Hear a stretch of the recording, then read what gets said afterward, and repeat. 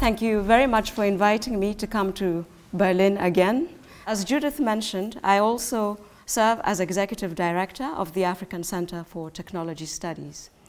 ACTS is the first science and technology think tank in Africa that was set up to advise our governments.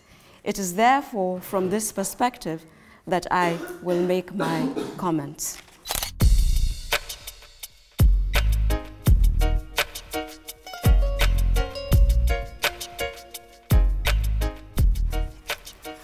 While access to energy in Africa is essential for reduction of poverty, as well as of the promotion and economic growth, Africa continues to face critical challenges related to its energy sector. Provision of health services, education, communication technologies, industrialization, agricultural production, and expansion of municipal water systems all require abundant and reliable and cost-effective energy access. Although, in many ways, fossil fuels provide a simple, easy-to-use energy that powered industrialized countries, the negative consequences of fossil fuels are well known and are widespread. It has been argued that the application of renewable energy technologies has the potential to alleviate many of the problems that Africa faces, especially if this is done in a sustainable manner that prioritizes human and environmental rights.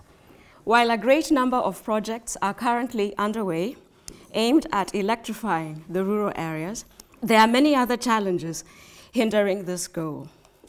Decentralized generation using renewable energy systems is the only practical solution, in my point of view. Biomass will remain one of the primary sources for meeting energy needs. Efficient use of biomass could see reduction in resource pressures for fuel wood and health impacts.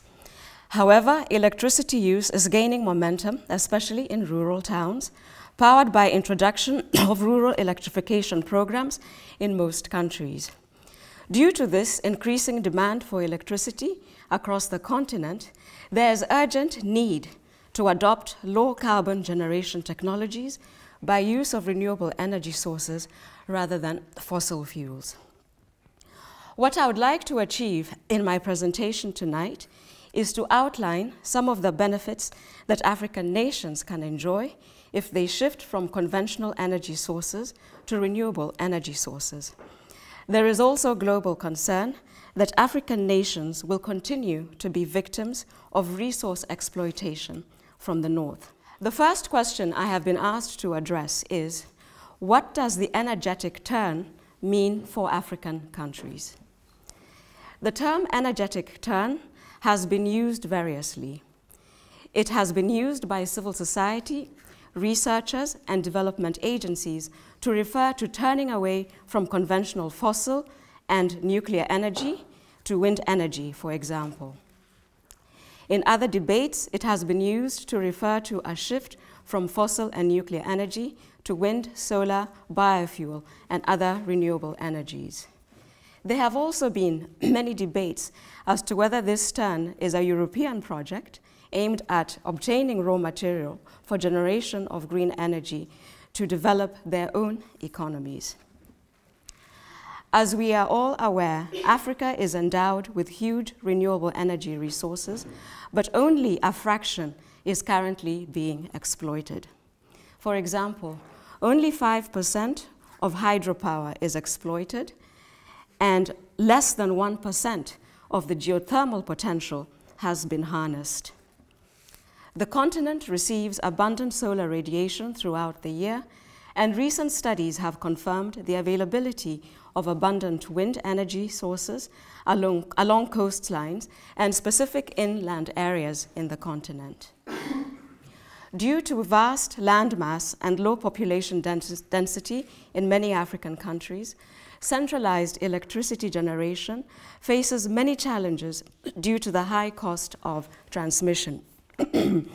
A variety of decentralized power generation technologies are therefore going to provide a solution.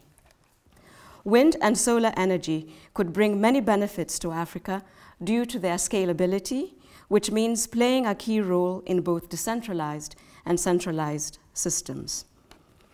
Africa still lags behind other regions in development of wind energy. For example, in 2008, Africa only had about 476 megawatts of installed wind energy generation capacity compared to a global estimate of 93,900 megawatts. It is only in Mediterranean North Africa that wind power has developed at a considerable scale. Consider that 90% of the continent's total wind farm installations are located in Egypt with 550 megawatts, in Morocco with 286 megawatts, and in Tunisia with 114 megawatts. In Kenya, the construction of Lake Turkana wind power project is due to start with support from the World Bank and the African Development Bank, including several other partners. Lake Turkana will provide 300 megawatts of low-cost power to the national grid, equivalent to about 20% of the current installed electricity generating capacity in Kenya. The wind farm, which will sell the electricity produced to the utility company, Kenya Power, and is expected to be fully operational by late 2014. There have been some snags this week due to licensing with the World Bank, but I anticipate that the project will continue. Although South Africa's electricity system is primarily based on coal, the country is ideally suited for wind power development, given its abundant wind resources. The South African Wind Association estimates that with the right policy framework, wind turbines could provide as much as 20% of the country's energy demand by 2025, translating into 30,000 megawatts of installed wind farm capacity. Africa and Latin America lag behind in utilizing their wind resources, with Europe and Asia dominating. African nations still rely heavily on hydro, coal, and fossil fuels for electricity generation. I wish to emphasize here that Africa has great potential for the exploitation of solar power, especially in desert areas, such as the Sahara, the Namib, and Kalahari, etc. Solar home systems are the most common application. It is estimated that South Africa and Kenya have over 11,000 and 3,000 kilowatt peak installed respectively. That's in other words, South Africa has 11,000 and Kenya has 3,600 kilowatt peak installed. But wider use of this energy option has been affected by high upfront costs. I now want to turn my attention by providing examples of some of these opportunities and challenges by looking at specific case studies. The first one I want to address is geothermal power generation in Kenya. It is estimated that the Kenya Rift Valley has a potential of greater than 2,000 megawatts of geothermal power, yet only 150 megawatts is currently being utilized, a situation that necessitated the formation of the Geothermal Development Company, or GDC. This is designed to fast-track the development of geothermal resources in Kenya. The creation of the GDC was based on the government's policy on Energy Sessional Paper No. 4 of 2004 and the Energy Act No. 12 of 2006, which unbundled the key players in the electric sector to ensure efficiency. So in other words, what Kenya was trying to do here was to avoid the situation of monopoly generation. To date, a total of 33 wells have been drilled for the station. 31 of these are currently connected to the power station, while 2 of these are retired. The main problem hindering geothermal power development is one of high tariffs. The government needs to raise funds both internally and through donor support in order to undertake geothermal resource assessment. The project has received enormous support from the World Bank, the European Investment Bank, KfW of Germany, I don't know how to pronounce it in the German way, and KenGen of Kenya. Now let me just mention concentrated solar power as another case study. CSP, as it is known, is a power generation technology that uses mirrors or lenses to concentrate the sun's rays, and in most of today's CSP systems, to heat a fluid and produce steam. This steam drives a turbine and generates power in the same way as conventional power plants. The innovative aspect of CSP is that it captures and concentrates the sun's energy to provide heat required to generate electricity, rather than using fossil fuels or nuclear reactions. Another tribute of CSP plants is that they can be equipped with heat storage systems in order to generate electricity even on cloudy days or after the sunset. This significantly increases the CSP capacity factor compared with photovoltaic systems. CSP projects are currently running in Egypt, in Morocco, Tunisia, and Algeria, with the support from the World Bank, working through the African Development Bank, the Islamic Development Bank, as well as the Japanese organization JICA and the European Union. Morocco announced a plan targeting 2,000 megawatts of solar electricity production by 2020 through CSP. And in 2010, Morocco launched preparation of a 500 megawatt plant. Egypt plans to build a 100 megawatt CSP plant. Let me now just turn my attention for a moment to biomass and household energy. As you are all aware, traditional biomass, despite the environmental, social, and health problems associated with it, still remains the main source of energy for the majority of the disenfranchised. It accounts for 70 to 90% of primary energy supply in some countries, and as much as 86% of energy consumption, 86%. In some countries, biomass contributes as much as 97% of total energy supply. It is important to note the variation that exists within Africa regarding consumption of biomass fuel, with biomass accounting for only 5% of energy consumption in Northern Africa and 15% in Southern Africa. Biogas, like solar energy technology, requires high installation costs, an amount that cannot be raised easily by many households. Countries like Ghana, Kenya, Niger, Burkina Faso, Mali, Ethiopia, Senegal, and Rwanda have implemented pilot projects aimed at establishing the technical and socio-economic viability of biogas technology as an alternative source of energy for cooking and decentralized rural electrification. Reliance on inefficient household cook stoves and solid fuels leads to enormous burdens on families' livelihoods, especially for women and girls. This is because many communities in African society, cooking and fuel wood collection is regarded as women's work. Unfortunately, women and girls can spend more than 20 hours or more per week on long, exhausting walks and in dangerous and isolated areas in order to collect fuel wood for their families. This task is not only laborious and time-consuming, but exposes women to many dangers, such as attack by wild animals. I would now like to look at selected interventions or case studies in the African context. The first one I would like to mention is the Global Alliance for Clean Cook Stoves. There exist combined efforts globally and specifically in Africa to promote the adoption of clean energy technologies in households. This has resulted in international clean energy projects that aim to develop strategies and policies that will lead to adoption of these technologies.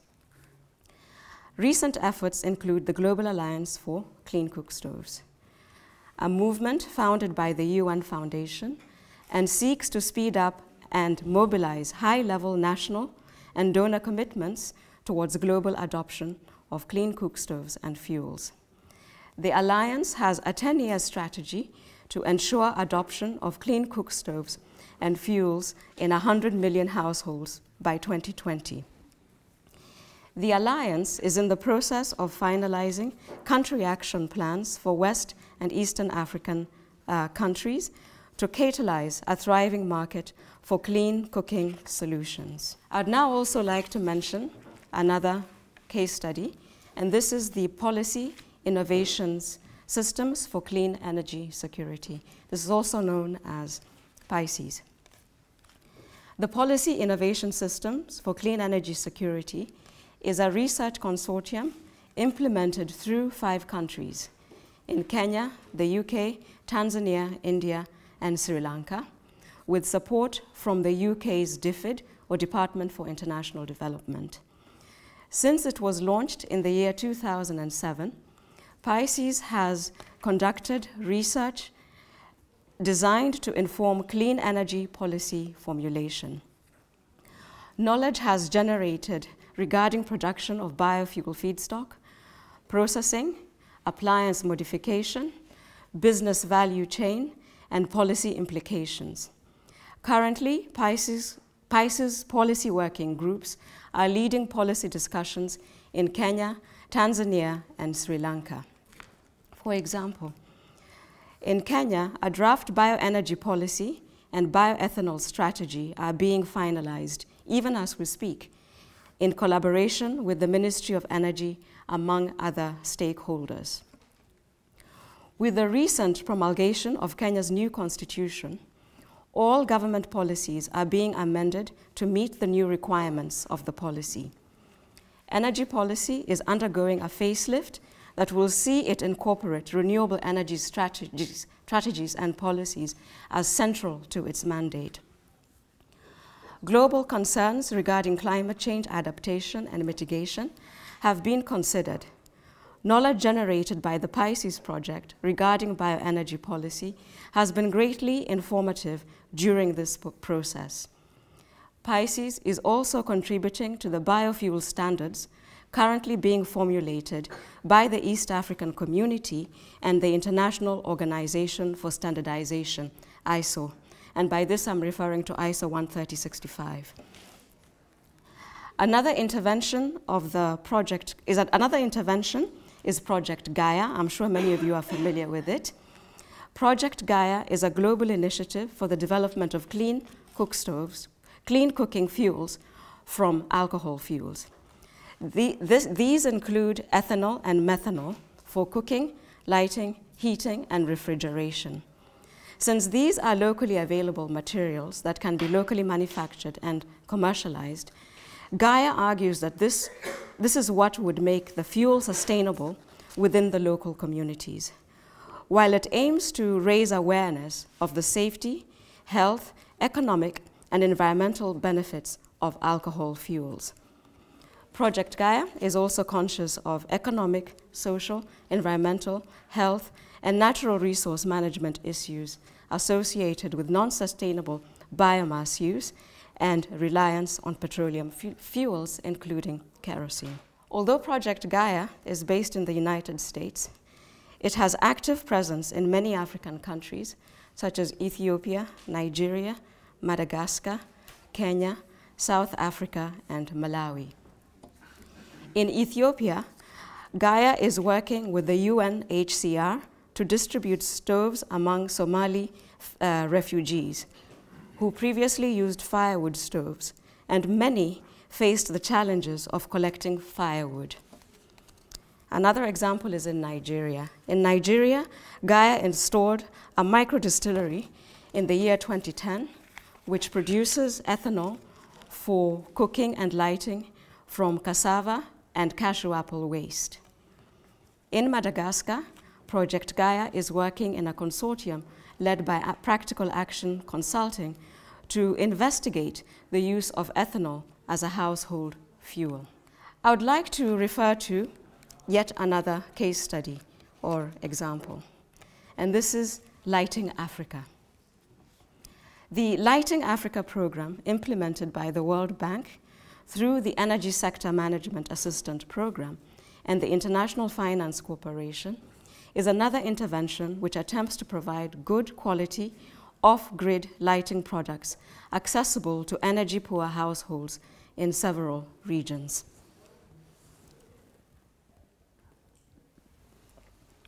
Lighting Africa piloted its programs in Kenya and Ghana and is now working in Tanzania, Ethiopia, and Senegal.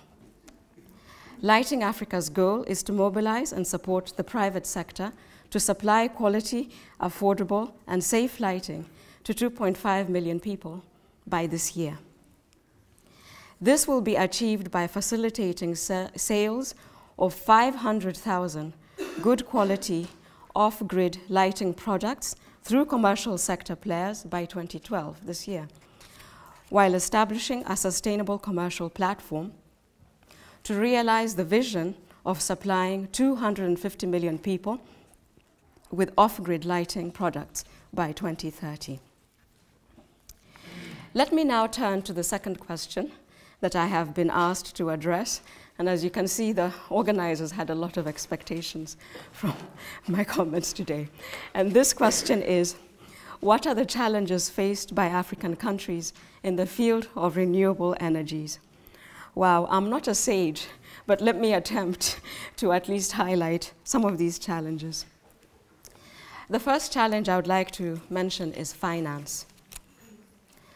Typical challenges faced by a renewable energy industry include the high duty and tariff costs, challenges with reaching the necessary economies of scale, limited access to business finance and startup capital, and a lack of distribution and credit networks. Alternative funding mechanisms are needed to provide strong incentives for partnerships and dramatically reduce the risk involved during the initial stages of entering the market, as the funding is made available on a grant or subsidy basis. Globally, energy-related investments in billions of dollars show that while Europe and Asia invested $44 and $41 billion respectively, Africa, combined with the Middle East, invested only $2.5 billion. Low budgetary allocation to many African economies is clear evidence that African nations are reluctant to promote renewable energy technologies. In fact, most renewable energy technology projects are funded by foreign countries and development banks. We're working very hard to change this perspective in terms of African governments. Another difficulty is infrastructure. The lack of distribution facilities in these isolated rural regions is also a significant issue affecting the emergence of renewable energy technology markets in Africa, as establishing distribution chains requires significant capital and human resource development. Non-profit actors, for example, government and development agencies, can substantially reduce the risk associated with entering these markets by providing alternative funding mechanisms and assisting in the development of necessary distribution networks. Another challenge is unsustainable business models. Most renewable energy projects in Africa have been introduced by non-governmental organizations. These non-profit sector projects are not founded on solid business models and cannot function in a market system, or more critically, they may actually hinder the future introduction of private sector initiatives by distorting prices and market conditions.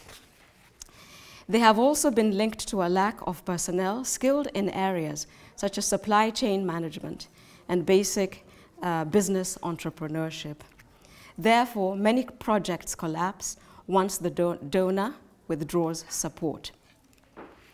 There are additional more challenges that I would like to address. And these are technology, barriers, and policy and institutional framework. Let me look at the technological barriers first. Technological barriers have historically been an issue affecting renewable energy technologies in these markets, as low-quality products have led to some market spoilage. However, within the last few years, high-quality products designed for these markets have begun to emerge. Initiatives such as the World Bank's Lighting Africa project that I just mentioned have supported these advances and also provide significant product information to wholesalers and other organizations in the field. Let me now address the challenge of policy and institutional framework. Coherent, consistent, and conducive policy and regulatory frameworks are central to the successful dissemination of renewable energy in Africa. Yet such frameworks are generally absent. This situation makes it difficult for private sector and research partners to operate effectively in promoting renewable energy technologies. Many countries have attempted to introduce favorable policies, but such policies are not widespread. Many of them are inconsistent, and in some areas there is policy disaggregation between key line ministries. Continuing with the questions I was asked to address, I would now like to address the third question. How could Africa really benefit from the change towards green technologies instead of being trapped in another neo-colonial setting? Let me just begin by saying that, as you've been hearing, that Africa still remains relatively a minor player on the global clean energy landscape, while Asia and Europe dominate. As the rate of population growth in Africa outpaces the rate of connection, this trend is likely to worsen, with the population in rural areas, as usual, suffering the most. There are many benefits in African nations for switching to low carbon pathways by using renewable energy technologies. Such benefits include carbon credits under existing and future mechanisms. For example, a study by the Stockholm Environment Institute on the economics of climate change in Kenya indicates that renewable electricity generation makes economic sense for both centralized and off-grid applications, particularly for rural areas where access is limited and alternative diesel generation is very expensive. Furthermore, as average temperatures rise annually due to climate change, the number of hotter days increases as well. These will lead to increase in the cooling burden, which subsequently mean increase in electricity demand. African countries would therefore need to diversify their sources of electricity and most conveniently shift to use of renewable energy if these energy demands are to be met. As African economies aspire to move from agriculture to industrialization, a critical challenge facing this sector is high energy costs. Depending on one source of electricity generation is no longer going to be a solution. Renewable energy technologies can provide African nations with the potential for an energy mix and diversification, particularly due to the effects of periodic droughts that has largely affected the large hydro. Larger number of African urban and rural people will remain unconnected because of the high costs of grid extension, especially in remote areas. Decentralized off-grid electrification can provide an alternative solution for many low-demand users at low cost than grid extension. Off-grid rural electricity can provide power for domestic users, for example, lighting, cooling, TV, radio communication, for productive uses, water pumping, fencing, cooling, mills, sewing machines, and so on, and for public uses, such as in school and health facilities, and also in some rural municipalities. What I would like to do now is to turn my attention to some of the activities that have been undertaken by selected regional economic communities in Africa. And by regional economic communities, I mean organizations such as the AU, the African Union, the East African Community, ECOWAS in West Africa, SADC in Southern Africa. The first high-level biofuel seminar in Africa was held at the African Union headquarters in Addis Ababa in July 2007. The delegates deliberated on the following issues, among others, in order to promote biofuel use in Africa. They addressed issues such as the need to closely assess Africa's biofuel feedstock production capacities and comply with emerging global sustainability guidelines and standards. The need to develop conducive policy instruments such as blending targets, tax benefits, smart subsidies, and loan guarantees, considering the cross-sectoral nature of biofuels. They also deliberated on the importance of developing mutually beneficial partnerships with technology leaders with a view to acquiring and mastering biofuel technologies through the use of existing South-South mechanisms. In other words, it's more important now to use South-South learning rather than relying on top-down, North-South mechanisms. That Africa should ensure that biofuel production will not cause unacceptable trade-offs throughout its value chain. And finally, the delegates sought to ensure capacity building activities for stakeholders along the biofuels value chain. The fourth question that I was asked to address is a long one. I will read it carefully. What kind of circumstances and conditions do we need on a national and international level to avoid another exploitation of resources and raw materials in Africa by the global North? I don't know what the answer is, so I referred to my northern colleague, James Smith, Professor James Smith. In his book, Biofuels and the Globalization of Risk, James Smith, professor at Edinburgh University, argues that the nature of biofuels that is so debated and so contested allows us to understand the relationships between possible impacts of climate change, globalization, and development in entirely new ways. He argues that most African countries still operate on colonial policies, rendering them very vulnerable to invasion of their land and their resources, including renewable energy resources, by developed nations. African land policies need to be mainstreamed to enable African economies to benefit from such renewable energies while protecting them against another scramble for Africa by the North. Land policies should be developed that will protect small-scale biofuel feedstock producers, as well as large-scale producers.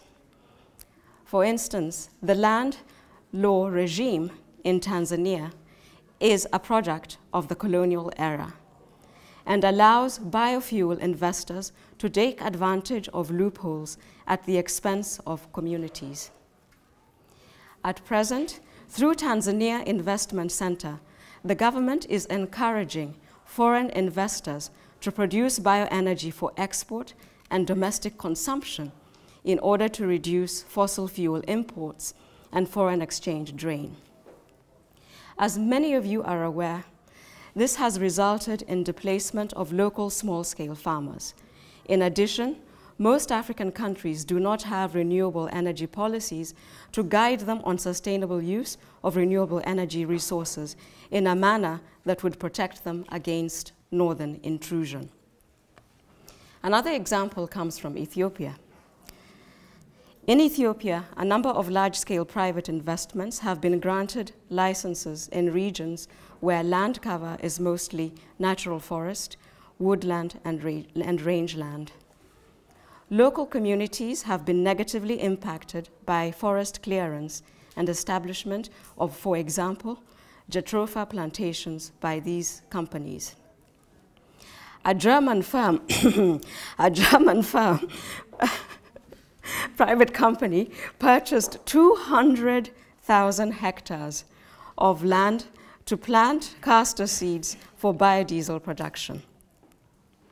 By 2008, the company had reportedly cleared 10,000 hectares of virgin forest land and also brought up communal grazing land that adjoins elephant sanctuaries. Power asymmetry among local stakeholders is another aspect that has encouraged unfair acquisition of land for development of renewable energy resources by large-scale foreigners. Renewable energy technology players possess different capacities to influence decision-making and to mobilize political support. They have varied technological capacities, varied degree of internal cohesion, for instance, where local groups are divided on their position on proposed investment projects. These differences may be exacerbated by the higher stakes brought about by biofuel projects. When some community members may oppose a project, while others may strike deals with the government and the private sector to the detriment of many within the community. It should be noted that large-scale privately owned renewable energy technology projects are not the only economically viable model for renewable energy production. Business models should be explored that will help promote inclusion of both small and large-scale renewable energy technology investors. Renewable energy technologies such as solar and wind and other small-scale distributed energy sources are commonly developed by industrialized nations, most of which are not African. These render African nations to be a marketplace where these commodities are sold. There is need for African nations to come up with strategies that will see them become manufacturers of renewable energy technologies if they are to benefit equally in the renewable energy sector. A network of local dealers are also necessary to penetrate into remote and low-income areas and thus reap some benefits from renewable energy technology entrepreneurship. As earlier mentioned, most African nations lack sufficient funding that will enable them to harness full potential of renewable energy in the countries. The North has always taken this as an opportunity to enter into Africa to exploit their resources in exchange of minimal returns. There is therefore need to implement regulatory and financial sector reforms that will enable African countries to absorb increases in developing financing and thus be able to use their resources. Clearly, off-grid rural electrification programs will only work if they maximize the local content. The more that local communities are integrated in the decision-making process and the more ownership they develop, the more sustainable the project will be. Awareness and training for local retailers, operators, and fee collectors are needed to keep rural lights shining for many years. Recognizing limitations of national energy markets, Africa is experiencing a shift towards regionally integrated energy markets. Regional economic communities like the East African Community, the African Union, and the Common Market for East and Southern Africa are already working on regionally integrated power pooling, policy planning, and development of energy access programs. Let me just then mention the African Union.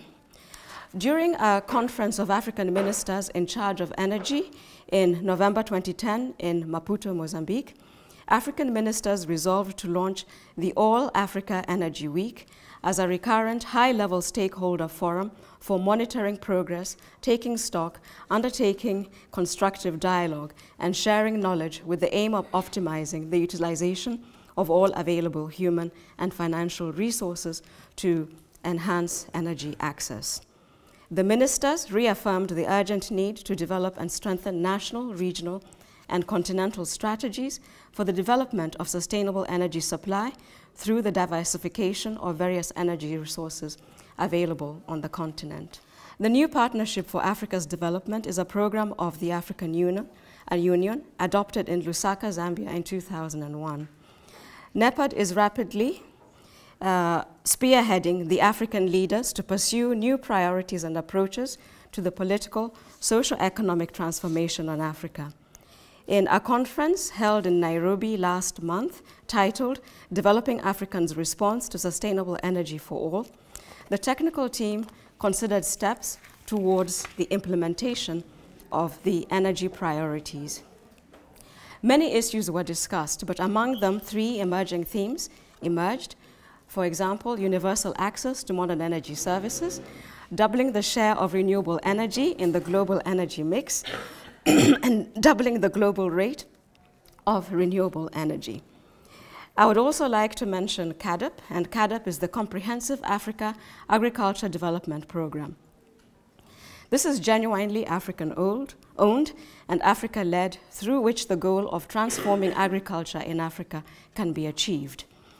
The CAADP position is that large-scale foreign land acquisitions constitute major and real concerns for Africa, and thus is of major concern to CAADP with regard to bioenergy feedstock. However, if land acquisition was carried out in a fair manner that will benefit all communities without undermining their rights, then bioenergy may provide new markets for farmers producing agrofuels. I will rush to and just come to my conclusion. I would like to conclude by revisiting the very, very difficult questions that I was asked to address in this very limited time frame. I've tried to answer the question, what does the energetic turn mean for the African countries? I've tried to answer the question about the challenges faced by African countries.